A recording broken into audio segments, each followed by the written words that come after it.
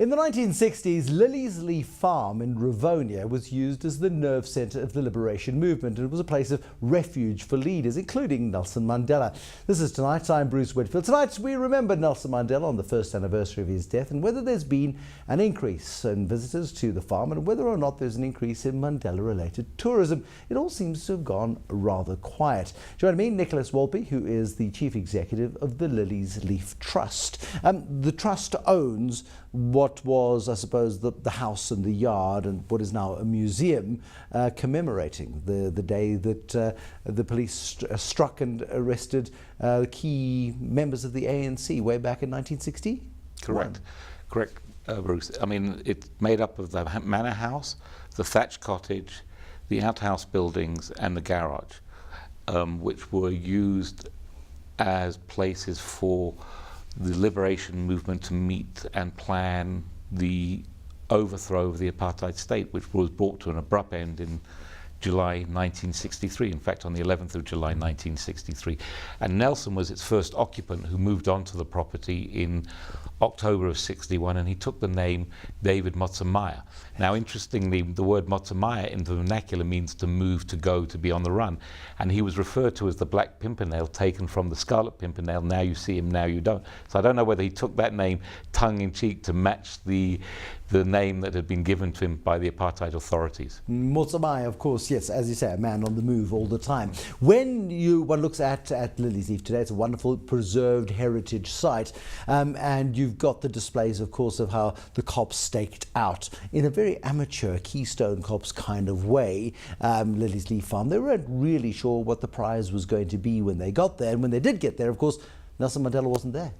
Well, they weren't actually after Nelson, because he had already been arrested the year earlier. The person they were actually seeking was Walter Sisulu, because Walter Sisulu had been sentenced to 5 years, but was given, for some bizarre reason, bail before going to prison, and he went underground, and they assumed that he had left the country.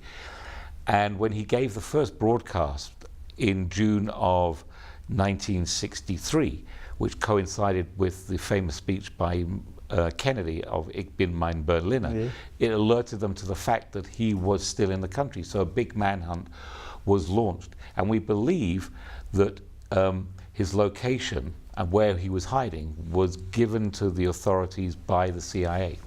Okay, I mean, that conspiracy remains. There's no documented evidence, is there? No, there's no specific documentary evidence, but if you put together all of the information and everything that we've unpacked, it kind of links the dots together. Yeah. I mean, if you would say to me, produce a document, I would say there's no document. Produce concrete evidence. There would be no specific. The CIA writes nothing down. No. It's all done on a nod and a wink. Mandela's gun. He said that he buried it X number of steps from the back kitchen door. And it's never been traced. I mean, you've gone in with sonar and metal detectors and all sorts of things. Do you believe it's there? I still believe it's there. The question is, where is it buried? Now, yes, we had identified a particular location, and another location had been identified within the same area that Nelson Mandela had indicated on 4 separate occasions throughout the 90s, and last time in 2005 when he visited Liliesleaf. And we bought the property that he said where he had buried the gun. Now, the first time we started digging for the gun, after we'd purchased the property, Liliesleaf actually had made a fundamental error. It hadn't taken into consideration landfill. So when it'd gone down the number of, call it meters, that Nelson said that he had buried the gun, the reality was we actually had only gone down to what was the original ground surface at the time back in 63. We should have actually gone down deeper. So one of the possibilities is where we looked originally, we didn't look correctly, so it could be buried in now what is the car park. But where we did do with all the sonar equipment was the ground just outside of the resource center. So the reality is, unless in the interim years someone had found the gun, we would have assumed they would have come forward by now to reveal that they'd found the gun. So we can only assume that the gun is still buried on the site. I see a documentary coming, The Gun in the Car Park, was of course based on Richard III, who was found in the car park in Leicester 500 years after he was buried. The church was demolished. There is still hope. Have you noticed, I mean, this is the first anniversary of the death of Nelson Mandela, and it feels like we've gone through so many trials and tribulations over the last 12 months. Has there been a resurgence in interest in Nelson Mandela? It's very difficult from Liliesleaf's perspective to say, because we haven't monitored visitors coming in. I have been told there have been groups who are coming in on a Mandela Liberation Link trail. But to say that can be translated into a major uptick in tourism, particularly historical tourism linked to Mandela, I would err on the side of caution and say, from what I can pick up, no, there hasn't been a substantial increase or interest in visitors to Liliesleaf because of Nelson's connection to Liliesleaf. There doesn't seem to have been anybody really pulling it together and saying, you know, there is I hate to use the term, but a commercial opportunity here in Mandela-related tourism. We see the House of Mandela wines, which are on SAA, and you see presidential shirts getting a good punt, and there's some commercial opportunities being utilised off the name of Mandela.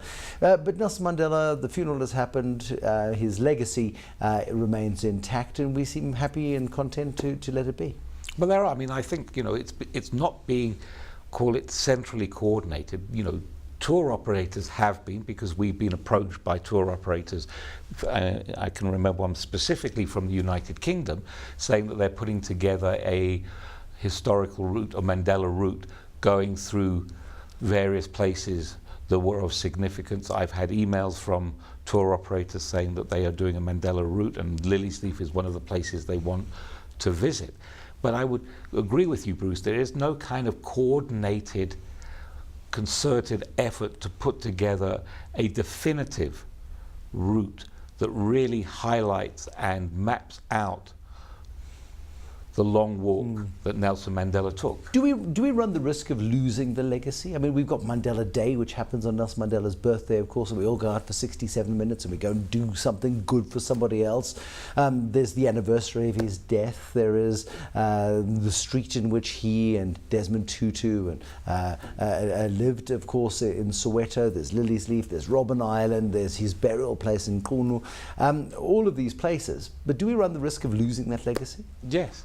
I mean, it may sound very far-fetched, because people say, how can we lose the legacy of Mandela? How can that name, which is an icon that transcends boundaries, identities, a name that is synonymous with liberation, with struggle, with freedom and justice? I think to a number of people, or to a lot of people, they say that is incomprehensible. But I'd just like to give you a couple of examples which can highlight the reality of that actually happening. Several years ago, I delivered a talk in Liverpool in the United Kingdom at the International Federation of Human Rights Museums on the memory against forgetting. And I noticed my audience were somewhat dumbfounded, like saying, what's the relevance of this? A couple of weeks later, I received an email from one of the participants who said, I now understand what you're meaning and what you're saying. What did you say? I was saying there's always a possibility of history being forgotten or lost and eventually becoming forgotten and fading and disappearing. And she sent me this email to say, well, I'm in Cambodia and I am interviewing children who are denying, not denying, saying it never happened. Pol Pot never killed 1 million people. It's a figment of the grandparents' imagination. So if that can happen, if the reality of 1 million people being wiped out by a leader, and its people are saying, no, it did not ever happen, and he would never And this have is done. just 50 years later. Yes. I mean, so we talk about Cambodia, we talk about the killing fields of Cambodia. Of course, one of the great, I hate to use the word successes, but one of the great legacies that the Jewish Foundation, for example, has got is that it has kept the memory of the Holocaust alive. But in the years subsequent to World War II, one goes around the world. There are Holocaust museums everywhere to remind us of the cruelty and inhumanity of the Nazi regime and what it did not only to Jews, but to gypsies, to homosexuals, and to anybody with a substantial physical disfigurement. That has kept that legacy alive, but it takes work to do it.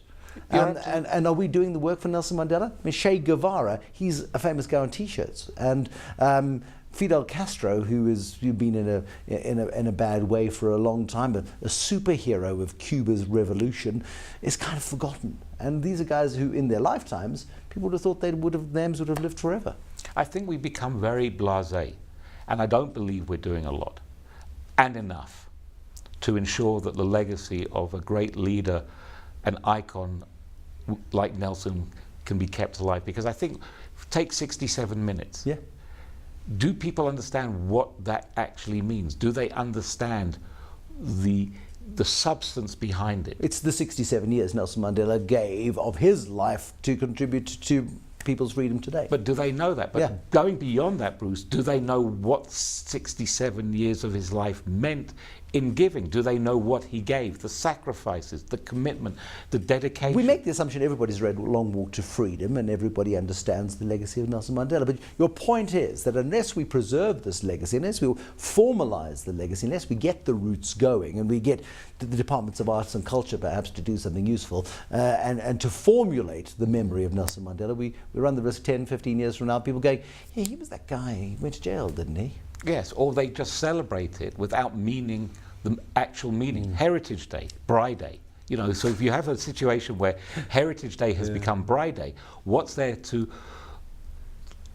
the evolving of Mandela Day just becoming another day? And someone, as you said, saying, well, yes, that guy Mandela, yes, something to do with the liberation. We drink his wine, that's horrible wine on the airline, yes. And isn't there that Mandela range of wonderful clothing? So it's not just about saying we're celebrating Mandela Day, it's about ensuring that the meaning behind it, like, for example, July 4th in America.